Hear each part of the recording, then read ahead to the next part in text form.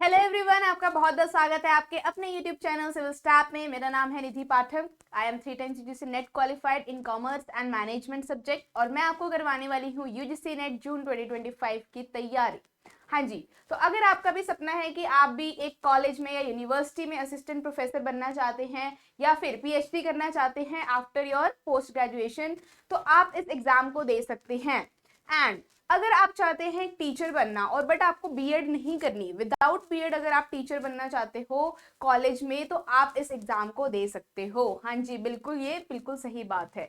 चलिए, तो आपको मैं आज सारी चीजें डिटेल में बताने वाली हूँ कि आपका अगर कॉमर्स सब्जेक्ट है तो आपका क्या क्या एलिजिबिलिटी क्राइटेरिया रहता है, क्या क्या सिलेबस रहता है, क्या एज लिमिट रहती है, क्या स्ट्रैटेजी होनी चाहिए और किस तरीके का एग्जाम पैटर्न होता है आपका यूजीसी नेट कॉमर्स सब्जेक्ट का।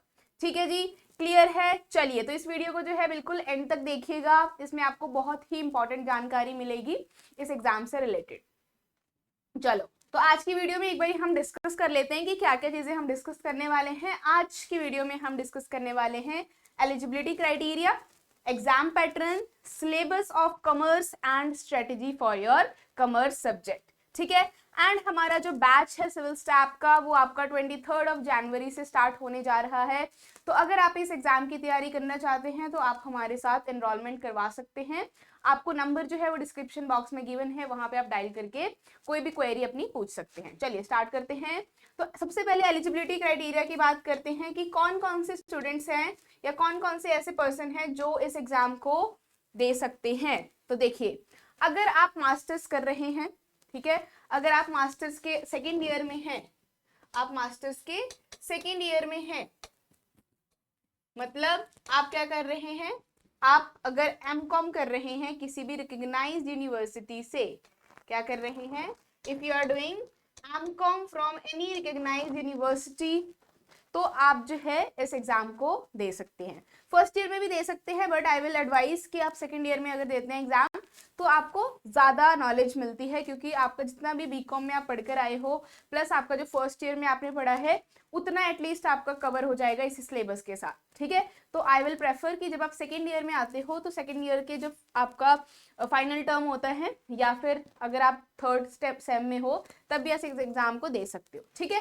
तो यहाँ पे अगर आप सेकेंड ईयर कर रहे हो मास्टर्स की डिग्री तो आप यहाँ पे एग्जाम इसको दे सकते हो। नेक्स्ट क्या है एलिजिबिलिटी क्राइटेरिया, अगर आप इंटीग्रेटेड 4 इयर्स का इंटीग्रेटेड कोर्स कर रहे हो, 4 इयर्स का इंटीग्रेटेड कोर्स कर रहे हो, तब भी आप इस एग्जाम को दे सकते हो। ठीक है जी, मतलब कहीं भी आप किसी यूनिवर्सिटी में ऐसी डिग्री ले रहे हैं जहाँ पे 4 साल की आपकी डिग्री है तो आप फिर भी इस एग्जाम को फिल कर सकते हैं। ठीक है, क्लियर है। तो ये मैं सिर्फ कॉमर्स वाले स्टूडेंट्स की बात कर रही हूँ। ठीक है, बाकी जो सब्जेक्ट्स हैं उनके अलग अलग क्राइटेरिया हैं, मैं सिर्फ कॉमर्स सब्जेक्ट की बात कर रही हूँ। ठीक है, तो आपने बीकॉम में कॉमर्स पढ़ी है, बीबीए में पढ़ी होगी, या तो आपने बीकॉम लिया होगा ग्रेजुएशन में या बीबीए ली होगी, वहां पे कॉमर्स पढ़ा होगा आपने। तो कॉमर्स में आपने कौन कौन से सब्जेक्ट पढ़े होंगे, अकाउंट्स, इकोनॉमिक्स, एचआरएम, मार्केटिंग, ठीक है, लॉ पढ़ा होगा, इनकम टैक्स पढ़ा होगा। तो ये सारी चीजें जो है इस एग्जाम में भी आती हैं। ठीक है, तो एलिजिबिलिटी क्राइटेरिया पता लग गया आपकी, ये होगी क्वालिफिकेशन से रिलेटेड। अब एज लिमिट क्या होनी चाहिए ये डिस्कस कर लेते हैं। तो देखो, यहाँ पे एज लिमिट जेआरएफ के लिए है आपकी, दैट इज 30 इयर्स। ठीक है, 30 इयर्स सबके लिए है, फॉर ऑल, चाहे वो मेल है चाहे वो फीमेल है, 30 इयर्स जेआरएफ के लिए आपकी एज लिमिट है। जेआरएफ क्या है, जूनियर रिसर्च फेलोशिप। यहाँ पे आपको गवर्नमेंट जो है वो स्कॉलरशिप देती है, फेलोशिप देती है पीएचडी करने के लिए जब आप इस एग्जाम को क्वालिफाई कर लेते हो। नेक्स्ट, अगर हम फीमेल की बात करें तो जेआरएफ में फीमेल्स के लिए जो ये एज लिमिट है वो 35 इयर्स है। ठीक है, किसके लिए, फॉर फीमेल एंड जो भी आपके रिजर्व कैटेगरी के लोग आते हैं, एससी, एसटी, पीडब्ल्यू, ये सारे आपके रिजर्व कैटेगरी में 35 इयर्स आपकी एज लिमिट हो जाती है। ठीक है, नेक्स्ट है आपका नेट। अगर सिर्फ आपने नेट क्लियर करना है, सिर्फ आपने यूजीसी नेट क्लियर करना है तो इसकी कोई भी एज लिमिट नहीं है, नो एज लिमिट। ठीक है, कोई भी एज लिमिट नहीं है नेट की, कितनी भी आपकी एज है आप नेट क्वालिफाई कर सकते हो, बट आपकी क्वालिफिकेशन जो है वो होनी चाहिए। ठीक है, मतलब इस एग्जाम को जब आप क्लियर कर लोगे तो उसके बाद अगर आप किसी भी यूनिवर्सिटी में या किसी भी कॉलेज में एज असिस्टेंट प्रोफेसर के लिए इंटरव्यू देने जाते हो तो आपकी मास्टर्स उस टाइम पे कंप्लीट होनी चाहिए। ठीक है, तो ये जो आपकी डिग्री है ये लाइफ टाइम के लिए होती है नेट की, आप कभी भी जो है जाके अप्लाई कर सकते हो किसी भी कॉलेज में किसी भी यूनिवर्सिटी में। जीआरएफ का जो है थोड़ा सा क्राइटेरिया अलग होता है। ठीक है, क्लियर है एलिजिबिलिटी क्राइटेरिया। अब अगर हम सिलेबस की बात करें कॉमर्स सब्जेक्ट की, ठीक है, जो आपका पेपर 2 होता है कॉमर्स, उसके सिलेबस की बात करें तो ये आपका सिलेबस है, देखो फटाफट। यूनिट 1 है आपका business environment and international business. इसमें आप क्या पढ़ोगे, इंटरनेशनल बिजनेस की थ्योरीज पढ़ोगे, इसमें आप CSR एक्टिविटी पढ़ोगे, इसमें कंज्यूमर प्रोटेक्शन एक्ट पढ़ोगे, बिजनेस एनवायरनमेंट पढ़ोगे, पॉलिटिकल एनवायरनमेंट, पेस्टल एनालिसिस जिसको आप बोलते हो। देन इसमें इंटरनेशनल बिजनेस की आपकी ऑर्गेनाइजेशन आ जाती है, WTO, IMF, ये सारी चीजें पढ़ोगे। नेक्स्ट यूनिट है second unit accounting and auditing. तो अकाउंटिंग जो है वो आप +1 +2 में भी पढ़ के आए होंगे, प्लस BCom में भी पढ़ के आए होंगे। ऑडिटिंग जो है वो आपने BCom में पढ़ा होगा, तो ऑडिटिंग का थोड़ा छोटा सा पार्ट रहता है, अकाउंटिंग का सिलेबस ज्यादा होता है। तो ये जितनी भी टाइप्स की आपने अकाउंटिंग पढ़ी है, मैनेजमेंट अकाउंटिंग, कॉर्पोरेट अकाउंटिंग, सारे टाइप्स की अकाउंटिंग जो है इसमें आती है, पार्टनरशिप अकाउंटिंग। नेक्स्ट है third unit that is business economics. Business economics में आपका आ जाएगा माइक्रो, स्पेशली माइक्रो जो इकोनॉमिक्स है उसका सारा पार्ट आपका बिजनेस इकोनॉमिक्स में कवर होता है, मैक्रो का जो है आपको नहीं आता। देन आपका यहाँ पे नेक्स्ट है fourth unit business finance. Business finance या फिर आप इसको फाइनेंशियल मैनेजमेंट भी कह सकते हो। यहाँ पे आप कैपिटल स्ट्रक्चर पढ़ोगे, उनकी थ्योरीज पढ़ोगे, डिविडेंड थ्योरीज पढ़ोगे। ठीक है, देन यहाँ पे जो है आप अलग अलग रेशियोज निकालना सीखोगे। ठीक है, यहाँ पर रिस्क एनालिसिस पढ़ोगे, ये सारी चीजें यहाँ पे आ जाएंगी। नेक्स्ट है फिफ्थ यूनिट, यहाँ पे आता है आपका business statistics and research method. अब यहाँ पे दो आपके यहाँ पे सब्जेक्ट हैं, एक तो business statistics and research method. Business statistics जो है आपका सारा स्टैट्स का पोर्शन है, जितना भी आप पढ़ के आए हो, dispersion, correlation, regression, index number, ये सारा। नेक्स्ट है रिसर्च मेथड, ये आप पेपर 1 में भी पढ़ते हो, तो ये सेम सिलेबस है आपका रिसर्च एप्टीट्यूड का। यहाँ पे आप हाइपोथेसिस पढ़ोगे, रिसर्च का प्रोसेस पढ़ोगे, टाइप्स ऑफ रिसर्च पढ़ोगे, सैम्पलिंग पढ़ोगे। ठीक है, नेक्स्ट है unit 6 that is business management and human resource management. यहाँ पे भी आपके 2 सब्जेक्ट इंक्लूड है। देखो यहाँ पे कुछ यूनिट्स ऐसे हैं जहाँ पे 2 सब्जेक्ट्स दिए हुए हैं और उसी को 1 यूनिट बना दिया है।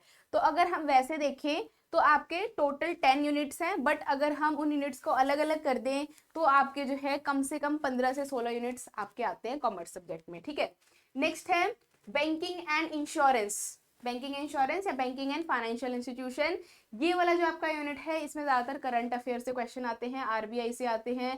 देन आपके जितने भी बेसिक नॉर्म्स हैं, RBI की पॉलिसीज हो गई, मॉनेटरी पॉलिसी, ये सारी चीजें यहाँ पे आ जाती हैं। नेक्स्ट है unit 8 that is marketing management. Marketing management subject भी काफ़ी वास्ट सब्जेक्ट है, बहुत ज़्यादा यहाँ पे थ्योरीज आती हैं, मॉडल्स आते हैं, एडवर्टाइजमेंट मॉडल्स आते हैं, मार्केटिंग मिक्स आता है, सर्विसेज से रिलेटेड आता है, प्रोडक्ट से रिलेटेड भी आता है। नेक्स्ट है unit number 9 that is legal aspect of business. ये आपका जिसको आप लॉ भी कह सकते हो, यहाँ पे आप पढ़ते हो इंडियन कॉन्ट्रैक्ट एक्ट, ठीक है, sale of goods act, negotiable instrument act, RTI act, ये सारे आप इस वाले यूनिट में पढ़ते हो। देन आपका लास्ट यूनिट है that is income tax and corporate tax planning. तो यहाँ पे आप इनकम टैक्स की सारे स्लैब्स पढ़ोगे। देन यहाँ पे रेजिडेंट किसे बोलते हैं ये पढ़ोगे, ग्रेचुटी क्या है, ये सारी चीजें पढ़ोगे। प्लस आपके जो डिडक्शंस हैं वो याद करनी पड़ती हैं, तो यहाँ पे सेक्शन जो है वो काफी याद करने पड़ते हैं आपको इनकम टैक्स में एज वेल एज लॉ में। ठीक है, तो आपके जो यूनिट है ये थोड़े से लर्निंग वाले यूनिट्स होते हैं। अगर इस बार का आप एग्जाम देखो तो सबसे ज्यादा क्वेश्चन जो है वो इनकम टैक्स से ही पूछे गए हैं इस बार। ठीक है, क्लियर है। तो ये जितने भी आपके 10 यूनिट्स हैं इसमें कोई भी आपके नंबर ऑफ क्वेश्चंस फिक्स नहीं होते। ये NTA जो है अपनी मर्जी से क्वेश्चंस हर साल चेंज करता रहता है, कभी आपके अकाउंटिंग से क्वेश्चन ज़्यादा डाल देता है, कभी मार्केटिंग से क्वेश्चन ज़्यादा आ जाते हैं, कभी आपके स्टैटिस्टिक्स से ज़्यादा क्वेश्चन आ जाते हैं। तो नंबर ऑफ क्वेश्चंस फिक्स नहीं है, लेकिन अगर हम एवरेज क्वेश्चंस की बात करें तो एवरेज क्वेश्चंस आपके इन यूनिट से एटलीस्ट एक यूनिट से 5 to 6 क्वेश्चंस आते ही आते हैं। क्लियर है, तो आपको आई होप अब आपका सिलेबस क्लियर हो गया होगा। तो किसी भी एग्जाम की जब आप तैयारी करते हो सबसे पहले आपको माइंड में उसका सिलेबस क्लियर होना चाहिए, उसके बाद ही आप जो है स्ट्रैटेजी बना पाते हो, है ना। तो पहले सिलेबस चेक करो, एलिजिबिलिटी क्राइटेरिया चेक करो, अगर उसमें आप फुलफिल हो गए हो, वो आपको पता लग गया है, उसके बाद आप क्या करोगे, अपनी स्ट्रैटेजी बनाओगे। क्लियर है, चल। तो अब हम एग्जाम पैटर्न की बात कर लेते हैं। कॉमर्स सब्जेक्ट का एग्जाम पैटर्न कैसा रहता है, किस टाइप के क्वेश्चंस आते हैं और कितने आपके सब्जेक्ट्स होते हैं, क्या क्या है। ठीक है, तो यहाँ पे देखो आपका जो एग्जाम पैटर्न है कॉमर्स सब्जेक्ट का, यहाँ पे आपके 2 पेपर्स होंगे। ठीक है, 2 पेपर्स होंगे, दैट इज पेपर 1 जो कि आपका जर्नल पेपर होता है, मतलब सभी का पेपर ये कॉमन होता है, चाहे वो कॉमर्स सब्जेक्ट से है, चाहे वो मैनेजमेंट सब्जेक्ट से है, चाहे वो इकोनॉमिक सब्जेक्ट से है, कोई भी सब्जेक्ट है, सभी का पेपर 1 जो है वो कॉमन होता है। नेक्स्ट होगा आपका पेपर 2 जो कि अभी हमने कॉमर्स की बात करी है, जिसके बारे में हम डिस्कस कर रहे हैं। तो हमारा सब्जेक्ट है कॉमर्स, हम कॉमर्स पढ़ेंगे, तो पेपर 2 आपका हो गया कॉमर्स। तो कॉमर्स का सिलेबस मैंने आपको बता दिया। पेपर 1 का सिलेबस अगर आपको जानना है तो उसके लिए अलग वीडियो है, आप वहां पे जाकर के इसका डिटेल सिलेबस देख सकते हैं। ठीक है, तो इसमें जो है आपके कितने क्वेश्चंस आएंगे, इसमें जो है आपके 50 क्वेश्चंस आते हैं, जिसमें से एक क्वेश्चन जो आया आपका 2 मार्क्स का होता है। तो टोटल ये आपका 100 मार्क्स का पेपर 1 आता है। ठीक है, नेक्स्ट जो आपका पेपर 2 है, इसमें कितने क्वेश्चंस आते हैं, इसमें आपके जो है वो 100 क्वेश्चंस आते हैं, जिसमें से एक क्वेश्चन 2 मार्क्स का होता है। टोटल आपका कितना हो गया, 200 मार्क्स। ठीक है, तो पेपर 1 प्लस पेपर 2 मिला करके आपका टोटल जो है वो 300 मार्क्स का ये एग्जाम होता है। एंड सबसे अच्छी बात इस एग्जाम की कि यहाँ पे कोई भी नेगेटिव मार्किंग नहीं है, कोई भी नेगेटिव मार्किंग यहाँ नहीं है अभी तक तो। ठीक है, आने वाले ईयर्स में मे बी हो जाए, बट अभी तक कोई नेगेटिव मार्किंग नहीं है। क्लियर है। अब यहाँ पे किस टाइप के क्वेश्चंस आते हैं, इस यहाँ पे आपके ऑब्जेक्टिव टाइप के क्वेश्चंस आते हैं, सब्जेक्टिव नहीं आते। ऑब्जेक्टिव का मतलब है एमसीक्यू बेस्ड, एमसीक्यूज। अब एमसीक्यूज में भी आपके या तो स्टेटमेंट वाले क्वेश्चंस आते हैं, या फिर असर्शन रीजनिंग वाले आते हैं, या फिर सीक्वेंस बेस्ड क्वेश्चंस आते हैं। ये आपको प्रीवियस ईयर क्वेश्चन जब आप देखोगे, उसको एनालाइज करोगे तो वो आइडिया हो जाएगा। क्लियर है, तो आपको एग्जाम पैटर्न क्लियर हो गया।